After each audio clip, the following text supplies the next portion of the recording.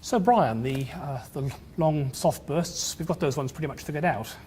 Well, yes, because we actually see the supernovae that we think create the gamma ray bursts. We actually see those things emerge from the gamma ray bursts. Now, exactly why and how they put out their gamma rays, still a bit of a mystery, but to first order, we sort of know what's going on here. But the real unsolved mystery here is the short hard bursts. Yeah, so we seem to have a good story for the short hard bursts, that neutron stars come together, or maybe a neutron star and a black hole, and when they come together, they release a lot of energy, and some fraction of that energy comes out as a short burst of gamma rays. And in the meantime, we also expect this is the place where we're going to make elements like gold. And amazingly enough, we do see a little blip of maybe the radioactivity associated with that type of element production in one of the most recent bursts. So Brian, I mean, quite apart from their intrinsic interest and mystery, surely we could use these gamma ray bursts. I mean, if the long soft ones are really so incredibly luminous and so bright, maybe we can see them out to enormous distances and then use their spectra to study the reionization of the universe, just like we talked about in the last lesson. Yeah, Paul, that's certainly one of the things I find really exciting about these objects. And so I've been part of a team that's been looking for these for the last 10 years or so. The problem is they're very, very rare, but we are able to see them. And the current record holder is this object. We believe it's at a redshift of 9.4. Ooh. So that really is as distant as any object. There's no confirmed galaxy or quasar at this distance.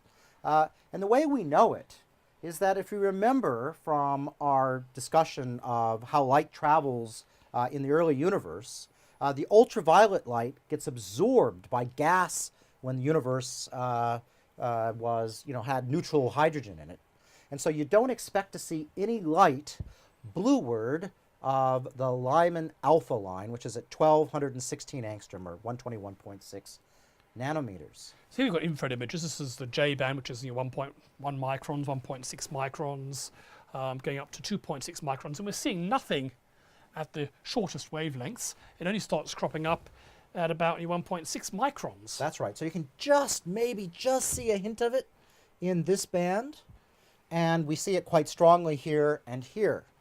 So this, by going through and figuring out where that cutoff would be, it would essentially be right on the edge of this color in the infrared. And that turns out that extends up to about 1.4 microns.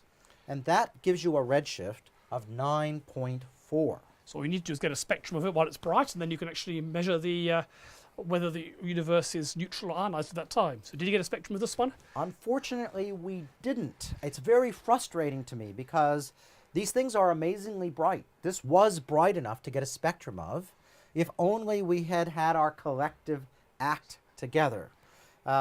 Because it did fade within an hour or two.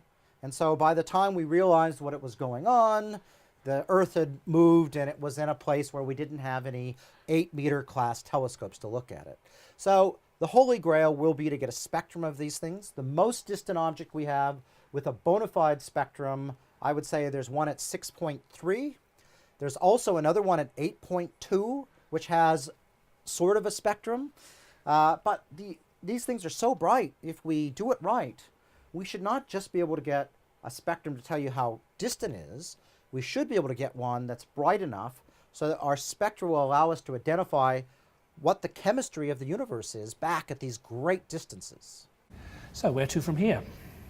Well, I think there's a few things we really need to figure out. So short hard bursts, those are the mergers of two things. We might be able to see in the very near future gravitational radiation from them. And that would tell us all about general relativity. It would tell us about how these things come together, and it would really nail that story down. The other thing I would like to understand is, why are some gamma ray bursts bright and why are some faint? We see these supernovae that look almost identical producing gamma ray bursts that are thousands of times brighter than other ones. We don't really understand that at all. Could it be just because some of them are pointing their beams straight at us and some are pointing elsewhere? No, it seems that it's not as simple as we're in the line of the beam or we're not. It seems that some produce a lot less energy than others.